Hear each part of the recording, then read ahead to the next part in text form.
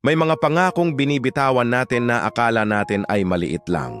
Isang salita, isang pangako na madali nating makalimutan sa pagdaan ng panahon.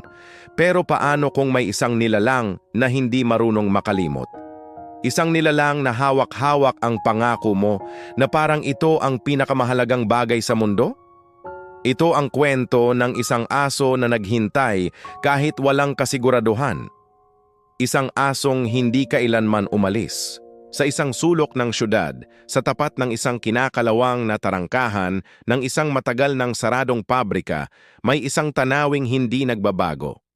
Araw-araw, eksaktong 5:30 ng hapon, isang asong gala ang tahimik na umuupo sa semento. Hindi siya tumatahol.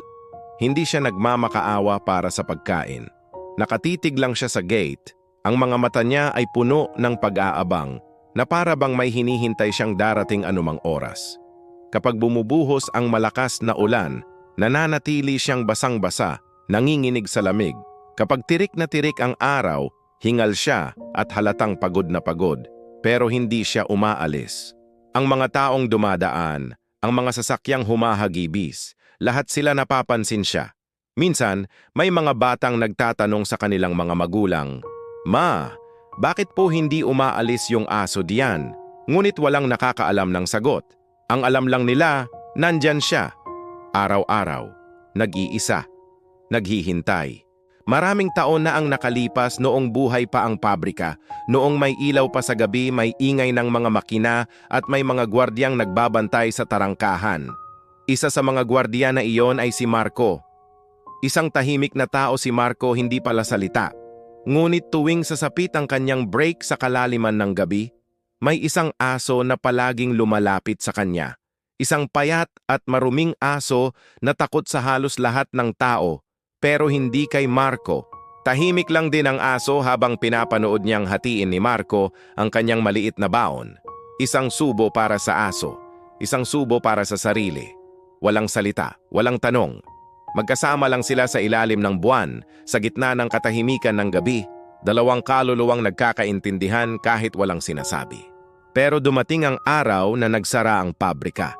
Natigil ang ingay, tinanggal ang mga guwardya, pinatay ang mga ilaw, at ang dating maingay na lugar ay naging isang malungkot na paalala ng nakaraan. Sa huling gabi ni Marco sa kanyang tungkulin, lumuhod siya sa harap ng aso.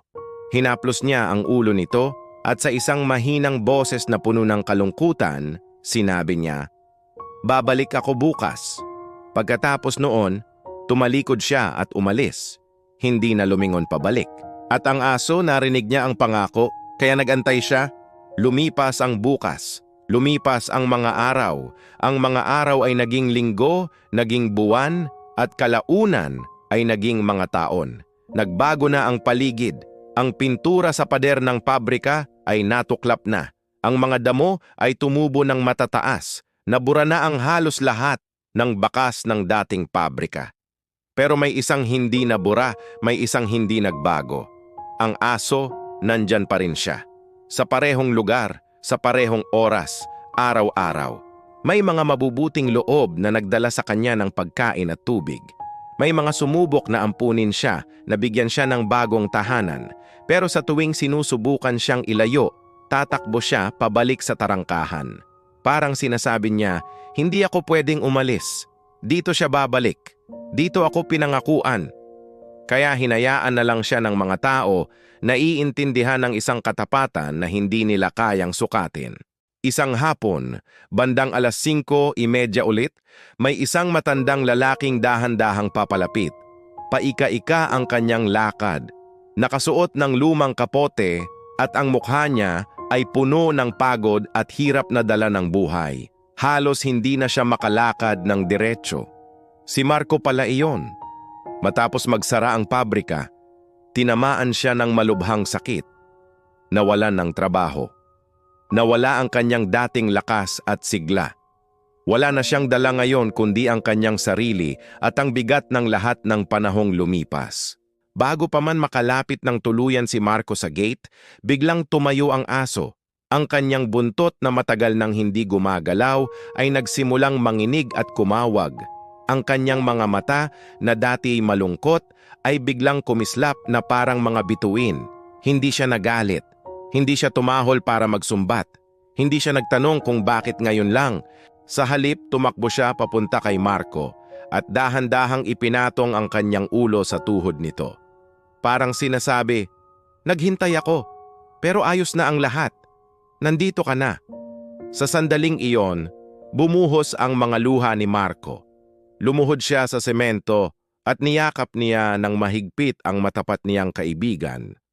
Sa unang pagkakataon matapos ang napakaraming taon ng pag-iisa at paghihirap, may naghintay pa rin pala sa kanya.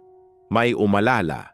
Sa isang mundong napakabilis makalimot, sa isang mundong abala sa sarili nitong mga problema, may mga hayop na marunong magmahal ng walang hinihinging kapalit. Hindi nila binibilang ang oras, ang mga araw o ang mga taon. Hindi nila hinihingi ang paliwanag o ang dahilan. Ang alam lang nila ay magmahal. At minsan, ang pagmamahal na iyon ay mas tapat pa kaysa sa pagmamahal na kayang ibigay ng tao.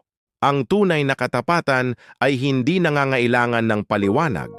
Ito ay naghihintay kahit masakit, kahit matagal, kahit walang kasiguraduhan. Ngayon, tanungin natin ang ating mga sarili.